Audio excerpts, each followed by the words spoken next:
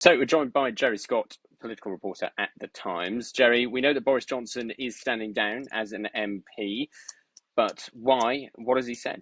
Yeah, look, so there's extraordinary statement that Boris Johnson's put out this evening saying that he is going to stand down with immediate effect as the MP for Uxbridge, and it's a pretty damning statement, really, and it all stems from the fact that, as we understand it at the Times, the draft report from the Privileges Committee, that's that committee which was deciding whether he had misled the Commons over the Partygate saga chaired by Harriet Harman.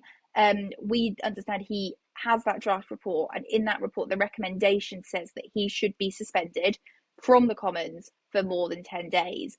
What that means, it all gets a bit in the weeds of parliamentary procedure, but what that means is that if MPs accepted that sanction, a by-election could have been called in his constituency anyway. So what he's doing here is he is getting ahead of that, leaving on his own terms, and taking a few parting shots at Rishi Sunak as he goes. Yeah, and like you say, he has not gone quietly. He very seldom does. What has Boris Johnson been saying about his successors this evening? Yes, so he hits out quite a few people in his statement. First of all, Harriet Harman, as I mentioned there, brings her impartiality into question, but also Sue Gray, which is a name people will be familiar with, the author of that report into Partygate, and also the lawyer that worked on that. Now, Sue Gray is now going on to work for Labour. One of the lawyers that worked on that was found to be a Labour supporter. So Boris Johnson really feels like he is the victim here of a stitch-up.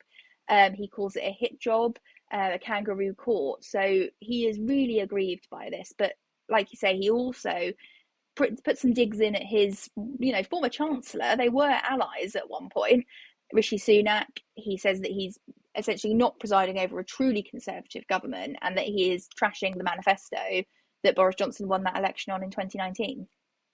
And what does this mean for Rishi Sunak and the Conservative Party? Boris Johnson continues to be part of the Conservative conversation, whether people like him or not.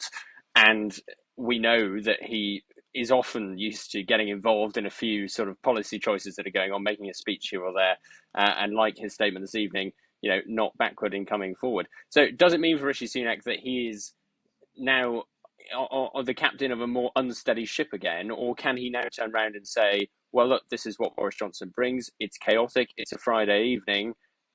I'm the safe pair of hands still.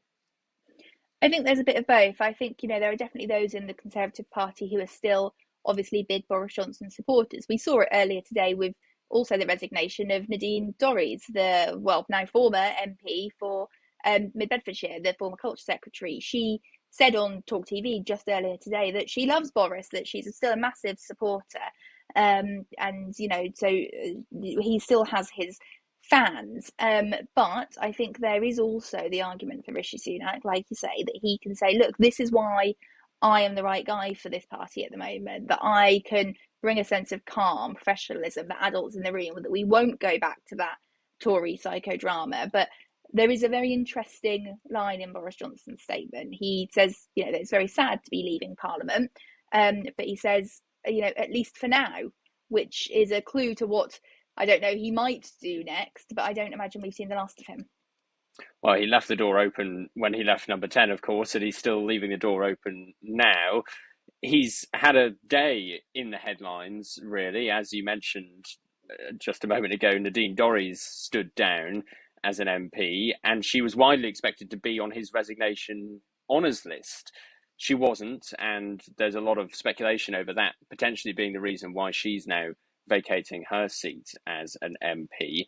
Take us through that resignation honours list, why it's caused quite so much drama in the last couple of days, weeks, and hours. Well, I mean, it's been a long time coming. So we're expecting, these lists don't usually take this long to come out. I mean, Boris Johnson hasn't been the Prime Minister for, we're at a year now, I think. So it's, really taken a long time to get through. We understand that at one point it was 100 people long, and then was cut down to around 50. And then there's been some back and forth over who may or may not be appropriate to be on that list. Now, there are two people in particular who we were expecting to be on that list: Alok Sharma, the former COP president, and Nadine Dorries, who's the former culture secretary. There are also a couple of other MPs who were expected as well. Now, none of them have ended up on that list because there were back and forths and arguments over essentially the constitutional question of whether these people could defer their peerages or whether they would have to resign straight away and call a by-election. It's very tricky for the Conservative Party at the moment. They're not doing well in the polls. Rishi Sunak is unlikely to have wanted 4 by-elections on his desk. I mean, he's ending up with 2, so I guess the half isn't bad. But the point being that essentially Nadine Dorries and Alok Sharma didn't end up on this list. Now, as we understand it, that's because a committee called HOLAC, the House of Lords Appointments Commission, didn't allow them through. Number 10 have said that they had nothing to do with it, that the list that has came back from the authorities, they have approved in full. There is an option for a Prime Minister to overrule it, but Rishi Sunak doesn't seem to have done that. And it appears that Nadine Dorries' resignation was in response to that. However, Boris Johnson's very soon after resignation will prompt questions because Nadine Dorries herself said that Boris Johnson knew exactly what she was doing. They'd been having lots of discussions over the last 24 hours, and it's very difficult to believe that this would not have come up.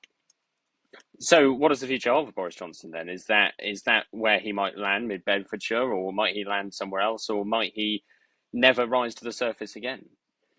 So, there is speculation about where he might end up, and people are speculating that Nadine Dorries may have fallen on her sword for him to potentially go somewhere with a bit of a more healthy Conservative majority. At the last election, Boris Johnson had a majority of 7,000. In Nadine Dorries' constituency, it's up in the 20,000. So it would be a much more secure place for Boris Johnson to go. However, that would depend on a couple of things. First of all, the local Conservative Association accepting him, but also Conservative headquarters saying that they're happy with that arrangement.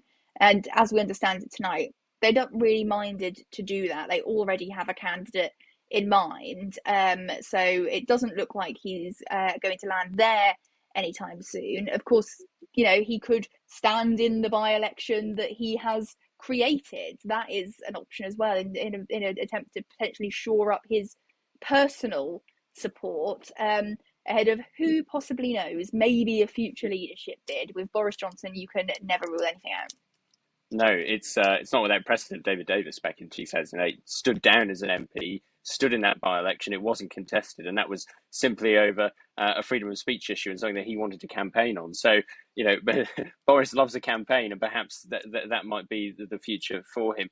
What do the public make of this? Because every time you hear Partygate come up on the street, on the radio, in focus groups, some eyes roll, some people leap to Boris Johnson's defence. I think it was about 7 in 10 people in a recent YouGov poll said that Boris Johnson should stand down if the Privileges Committee found against him. Are people bored? Have people made up their minds and will this only entrench things further? What does this do for the sort of public faith in politics and the Conservatives? So I think it's a case of those people that already think Boris Johnson is guilty think he's guilty, and those who think that it's all overblown and we should just move on as a country think that as well. I think no one is changing their position at this stage. But of course, all of this has been made more kind of pertinent recently because of the COVID inquiry, the battle over what documents they can have as well. So all those emotions, all those feelings, all that trauma from the pandemic really has been brought back to the forefront of people's minds. I mean, if you'd told me 3 years ago we'd still be talking about Boris Johnson, parties and COVID in 2023, I would say I really hope we're not, but here we are. So look, I think for the Conservatives, it's really difficult because we are, if not only a year, then less than 18 months out from when we expect the election to be. Do they want to be having some internal battles at this point? Absolutely not. And I think it would be very interesting to see how the kind of closeness of that election focuses some minds, because it will be very fascinating to see which MPs come out to support Boris Johnson and who stays quiet this time.